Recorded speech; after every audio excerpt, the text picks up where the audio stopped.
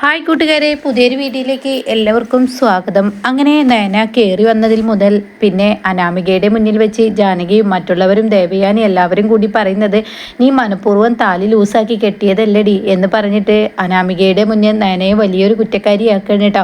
അപ്പോൾ അനാമികക്കാണെങ്കിലോ വലിയൊരു തെളിവ് തന്നെ തൻ്റെ കയ്യിൽ കിട്ടാണ്. കാരണം അനാമികയ്ക്ക് എങ്ങനെയെങ്കിലും നയനയെയും നവ്യയെ അവിടെ നിന്ന് മടിച്ചു പുറത്താക്കണം എന്നിട്ട് തൻ്റെ മനസ്സിലുള്ള ആ ലക്ഷ്യം പുറത്തെടുക്കണം. അതാണ് അനാമികയുടെ ഉള്ളിൽ കേട്ടോ. എന്നാൽ ഈ സമയം ഇവിടെ ജലജ അത് മനസ്സിലാക്കുന്നു. ജലജ പറയുന്നുണ്ട്, മിക്കവാറും ഇനി അനന്തപുരിയിൽ വമ്പൻ അടിയായിരിക്കും നടക്കാൻ പോകുന്നത്. എന്തായാലും ഇവളുടെ മനസ്സ് മുഴുവൻ വിഷമാണ്. ഞാൻ ആഗ്രഹിച്ചതുപോലെ തന്നെ ഇവളിൽ നിന്ന് എനിക്കത് കിട്ടും. അനന്തപുരി രണ്ടാക്കുന്ന പരിപാടി ഇവൾ തന്നെ ചെയ്തോളും എന്ന ആ ആശ്വാസത്തോടു കൂടി ജലജ ഇരിക്കണം കേട്ടോ. ഇതേ സമയം ആദർശിന്റെ അച്ഛൻ ദേവയാനിയോട് പറയണേ, ഇക്കണക്കിന് പോവുകയാണെങ്കിൽ മിക്കവാറും അനന്തപുരി തറവാട് രണ്ടായി തീരാനുള്ള ചാൻസ് ഉണ്ട്.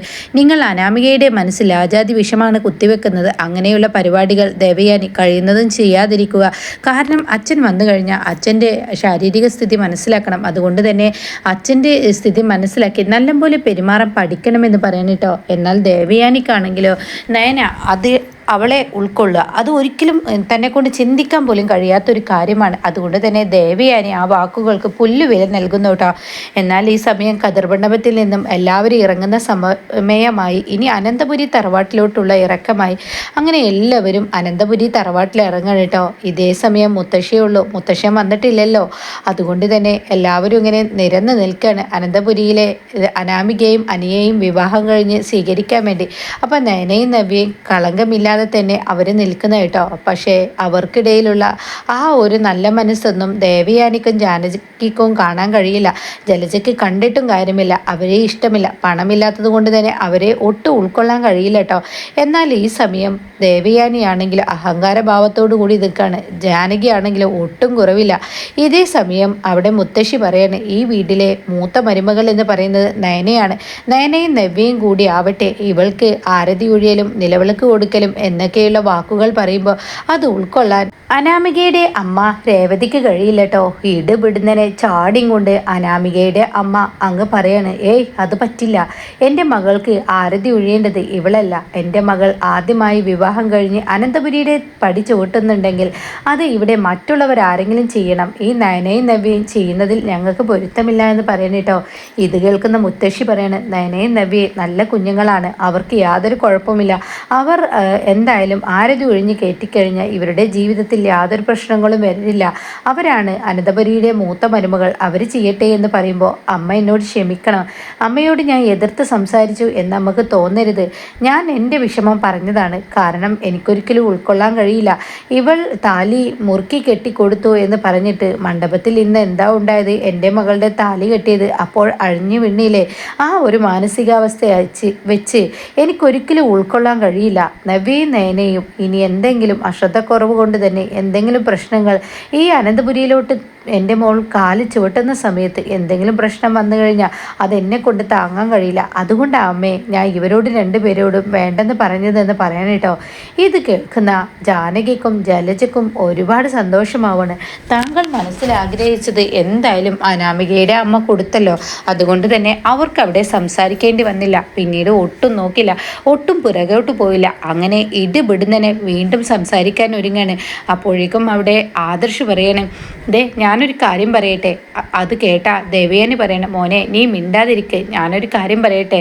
അതെ, ഇവിടെ ഇപ്പോൾ നയന നവ്യ എന്നുള്ളതല്ല ഇവിടുത്തെ പ്രശ്നം. ഇവിടുത്തെ അമ്മ എന്താണോ പറയുന്നത് അതാണ് നിങ്ങൾ കേൾക്കേണ്ടത്. അമ്മയുടെ വാക്കുകൾക്കാണ് ഇവിടെ മൂത്തവരുടെ വാക്കുകൾ തട്ടി നീക്കി വന്നു കയറുന്ന പെൺകുട്ടികൾക്ക് അങ്ങനെ ഒരു അധികാരം ആരും കൊടുത്തിട്ടില്ല. അതുകൊണ്ട് അമ്മ ഇവിടെ നവ്യയോടും നയനയോടാണ് ആരതി ഒഴിയാൻ പറഞ്ഞിട്ടുണ്ടെങ്കിൽ അവർ ഒഴിയട്ടെ എന്ന് രേവതിയോട് പറയുമ്പോൾ രേവതി പറയാണ്, സോറി ദേവയാനി, എന്നോട് ക്ഷമിക്കണം. ഞാൻ ഈ പറയുന്നത് ഒരുപക്ഷെ എൻ്റെ മകൾ വന്നു കയറിയോടും തന്നെ നിങ്ങളോടൊരു മുഖത്തടിക്കുന്ന വാക്കുകളല്ല. എനിക്കെൻ്റെ മകളുടെ ജീവിതമാണ് വലുത്. അവളുടെ ജീവിതത്തിൽ ഇനിയൊരു പ്രശ്നം വരുന്നത് എനിക്ക് കാണാൻ കഴിയില്ല. ആ ഒരു സമയത്ത് ആ മണ്ഡപത്തിൽ ആ താലി അഴിഞ്ഞു വീണത് മുതൽ എൻ്റെ ഹാർട്ട് ബീറ്റ് കൂടുതലാണ്. അതുകൊണ്ട് തന്നെ ഞാൻ പറയുന്നതിൽ നിങ്ങളൊന്ന് ക്ഷമിക്കണം. അത് കേൾക്കുന്ന ജലജ പറയാണ്, ജാനകി കൊടുക്കട്ടെ, നിലവിളക്ക് ജാനകി കൊടുക്കട്ടെ. അത് കേട്ട ഉടൻ തന്നെ ജാനകി പറയാണ്, ശരിയാണ്, നിലവിളക്കും ആരതി ഞാൻ ഒഴിഞ്ഞോളാം. എൻ്റെ മരുമകളെ എനിക്ക് നല്ലപോലെ കയറ്റണമെന്ന് ആഗ്രഹമുണ്ട്. ഇവൾ അവിടെ താലി മുറുക്കിക്കൊട്ടാത്തത് കൊണ്ട് തന്നെ ഇങ്ങനെയൊക്കെ പ്രശ്നങ്ങൾ നേരിടേണ്ടി വന്നു. അത് എന്നും അനാമിക മോളുടെ മനസ്സിലും അനാമികയുടെ അമ്മയുടെ മനസ്സിലും നെഞ്ചിടിപ്പ് തന്നെ എന്നവിടെ പറഞ്ഞ ഉടനെ ആദർശ് അനാമികയുടെ അച്ഛൻ്റെ മുഖത്ത് നോക്കിയിട്ട് പറയണേ, വേണുവങ്കൾ ഞാൻ പറയുന്നത് അവിവേകമാണോ എന്ന് എനിക്കറിയില്ല. ഞങ്ങൾ അനന്തപുരിക്കാർ എല്ലാവരും ഇവിടെ ആരാണ് മൂത്ത ആളുള്ളത് അതിലപ്പുറം വേറൊരു വാക്ക് ഞങ്ങൾക്കില്ല. ഇവിടെ എല്ലാവരും മുത്തശ്ശൻ്റെയും മുത്തശ്ശിയുടെയും എൻ്റെ അമ്മയുടെയും വാക്കുകൾക്കാണ് പ്രാധാന്യം നൽകുന്നത്. പക്ഷേ വന്നു കയറിയ നിങ്ങൾ ഇന്ന് തന്നെ ഇങ്ങനെ ഭരണം തുടങ്ങുകയാണെങ്കിൽ എനിക്കും ചിലത് ഇവിടെ പറയേണ്ടി വരും എന്ന് പറയുമ്പോൾ അനാമികയുടെ അച്ഛൻ ആകെ പേടിക്കണം കേട്ടോ.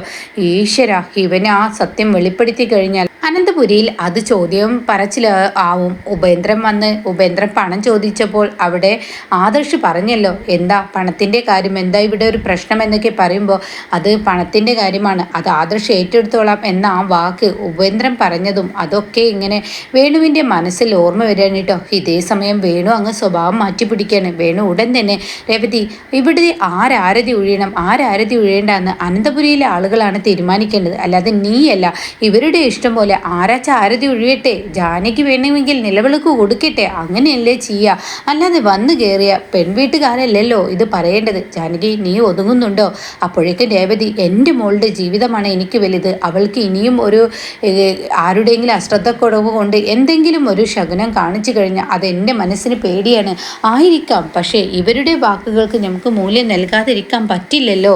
അതുകൊണ്ട് തന്നെ ഈ അമ്മ പറഞ്ഞതുപോലെ നയനയും നവ്യയും തന്നെ നിലവിളക്ക് കൊടുത്തിട്ടെ, ആരതി ഒഴിയട്ടെ എന്ന വാക്കുകളൊക്കെ പറയുമ്പോൾ അവിടെ എല്ലാവർക്കും സന്തോഷമാവണം കേട്ടോ. ഇതേ സമയം മുത്തശ്ശി പറയാണ്, നയനമോളും നവ്യമോളുമാണ് ഈ ആരതി ഒഴിയേണ്ടത്. ഇവരെ രണ്ടുപേരെയും ചേർത്തി നിർത്തി ആരതി ഒഴിഞ്ഞ് ആരതിപ്പൊട്ടും തൊട്ട് ഇവരുടെ ദൃഷ്ടി ദോഷം അവർ മാറ്റട്ടെ, അതിനുശേഷമാകാം എന്ന് പറഞ്ഞ ഉടൻ തന്നെ മുത്തശ്ശി പറയണ, അത് ശരിയാണ്, നിലവിളക്ക് ജാനകിയും കൊടുക്കട്ടെ, അമ്മയായ നിലവിളക്ക് ജാനകി കൊടുത്ത് വലതുകാൽ വെച്ച് മരുമകളെ സ്വീകരിക്കട്ടെ എന്നാ ഒരു പറച്ചിലായിട്ടോ.